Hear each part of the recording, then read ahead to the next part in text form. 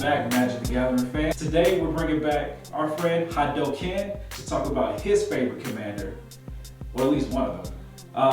And this is actually a good one. It's crazy that you actually play with so many commanders that fit into the Dominaria set. Today we're going to be talking about Teneb, the Harvester. You know, I started playing Teneb, man, because he speaks to me. He speaks to my soul. His name is Teneb the Harvester. You know what he harvests? Souls and grown man tears. It was the best combination for me, man, especially learning EDH. You know what that stands for? Ever Drawing Hate. I've only ever heard you say that. I'm just saying, man. You know what? Let's just jump into why you play Teneb and how you play Teneb. Well, first of all, let's talk a little bit about what Teneb does. Teneb is a 6/6 beat stick that flies. That's all you need to know about it. No, you know what? I take that back. He does another thing. What's that? If I play a black and 2 colors, he brings stuff back from the graveyard. Graveyard? No. That's just too simple. Any graveyard. Anybody's graveyard. I'm digging up people's parents' graveyards and summoning them too. That's how sick he is. So if you want the Eldrazi in his graveyard, you can just hit me if I don't have a flyer? Yes. That is stupid. It's amazing. I love it. And it's so disrespectful. That's right. I get to play with your stuff. And you know what? I play dirty. All right. So let's talk about what this dirty deck looks like. All right. So you have some synergies in this thing that we need to talk about. I think people need to know just how nasty a Teneb deck can be. Before we start swimming in that part of the pool, I wanted to, my extra break. See, my thing is this. If I don't get threatened or knifed in the game, then it ain't worth playing. So the first card I want to introduce you to is Lurking Predators. Lurking Predators. Yeah, very, very good enchantment. So sick, it might as well be swine flu. Let me tell you what this does.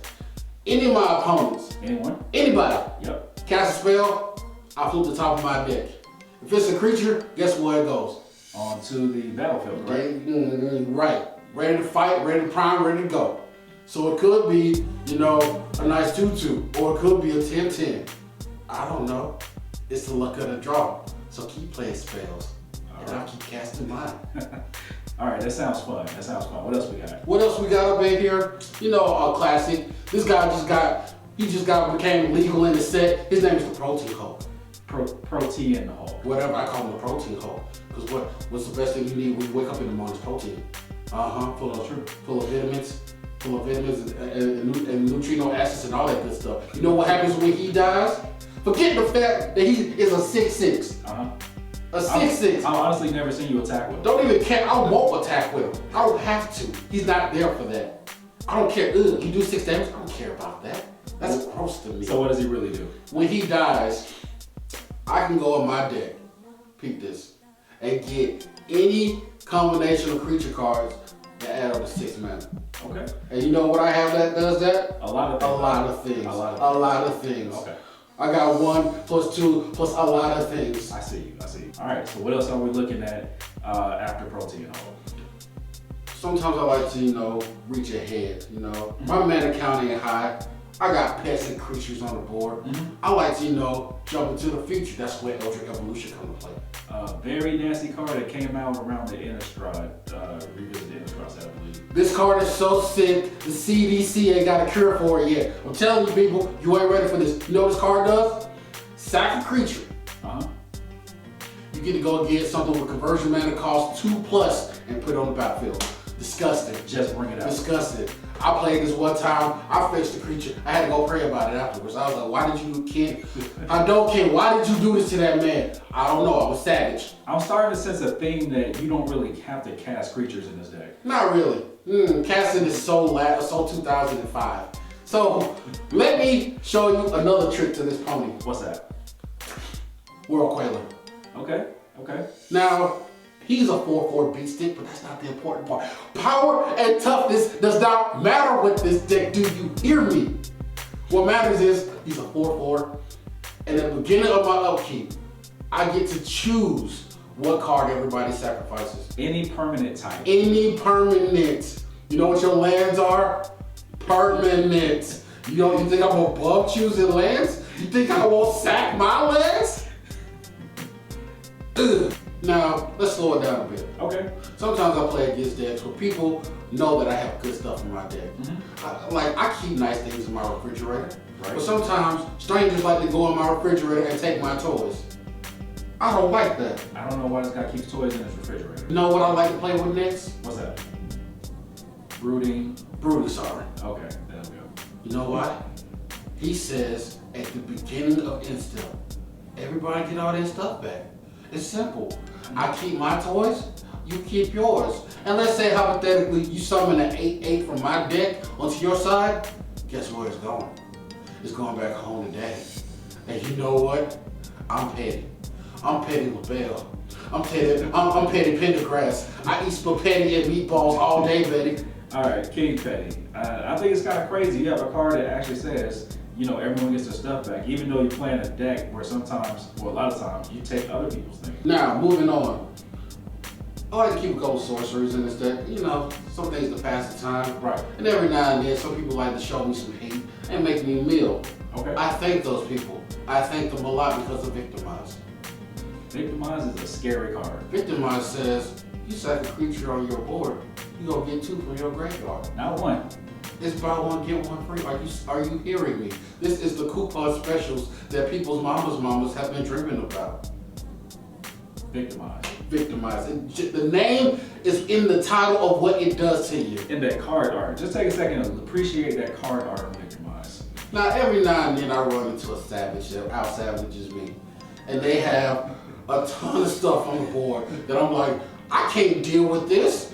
So let's say you run into a scenario where someone's playing a stacks deck. So they're keeping you on lock. You can't do a lot of things. I've fallen and I can't get up. But then I think there's a ray of hope in my deck. All right. So There's this shining light that gives off the imminence of the heart of the cards. And you know what that card is? Pernicious Deeds. Pernicious Deed will get you out of a lot of situations. Or as I call it, behind closed doors, the dirty deeds. You know why? Because when you sack this permanent, you pay X. And any permanent, outside of Planeswalker, any permanent with converted mana cost that number or less, you gotta sack it. You gotta put it in the garbage, take it to the curb, and tell the garbage man, have a nice day.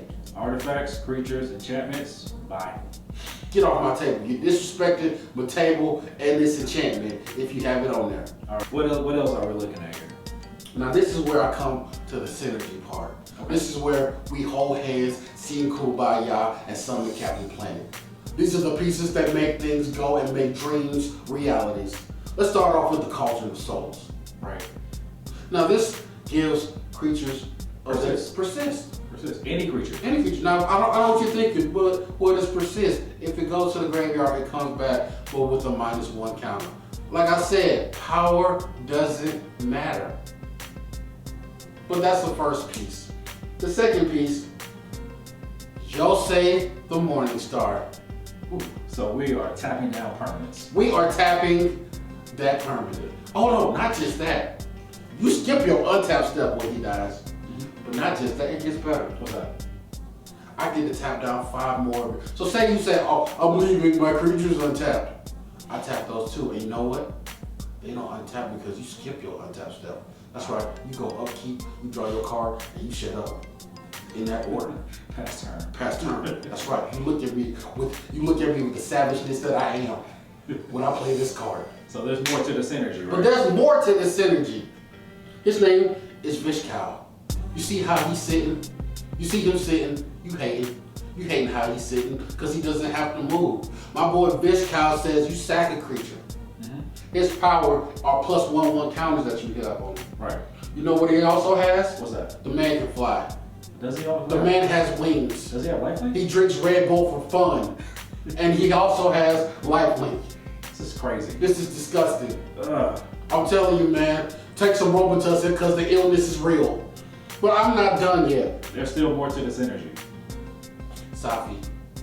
Now y'all looking at me funny through the camera right now. I know what you're saying. Oh, but that's just a 2-drop. That's just a 2-drop. It's a 2/2/2 drop. What is it gonna do for you? It does everything for me. You heathens. You know what it does for me? If I sack this guy a creature that went to the graveyard, that turn comes right back. That's what he does for me. Mind you, keep in mind the last couple of cards I told you about. Yosei. Cauldron of Souls. Cauldron of Souls. Fish Cow. Yep. But one card I want to introduce, you know, when people like to play those hex-proof creatures you can't target and you know can't be destroyed. Can't be destroyed and you can't pick at it. No. This is where Merciless Executioner comes into play. Okay. This is my homeboy. He rolls shotgun in most of the decks that I play. You know why? I don't care. Oh, do you have what's the old girl who comes in and has first strike and she does the top 4 cards? You're talking about Narset. Narset, yeah. When she hits the board, ooh, I can't touch Narset. Don't have to. I play this. Get it off. Get it off my board. You're disrespecting my board state with her on there. Get her off. Now, let me explain this one more time for the people who are hard listening out there. Cauldron of Souls. Fish Cow. Right. Yosei. Right. And Safi. Now let me put that to you. I sack Yosei. I bring it back with Safi. I activate Cauldron of Souls, bringing them back, sacking Yosei again. To my boy, Fish Cow.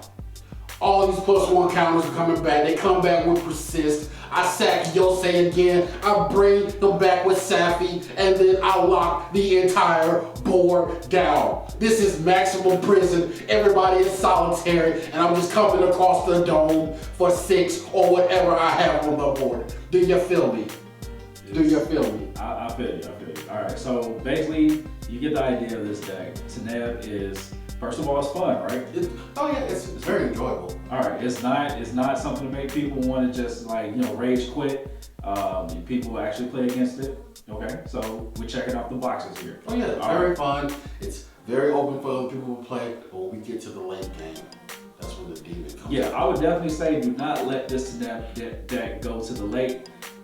More mana he has, the more problems. There's more mana, more problems. That's all I gotta say. And I got plenty of rap in here. All I have to tell you is that every time I play this deck, I come to the table with flu shots, because that's how ill it is. All right, you know what? Anything else left to say about Teneb? I think we've said a lot about this deck. Kill me first if I'm at the table. You kill me first. I can't disagree, because last time I played against the Teneb deck, I actually killed him first. It was tough, but I did it. All right, so you know what? That was pretty much it. That's all we have to say about Teneb.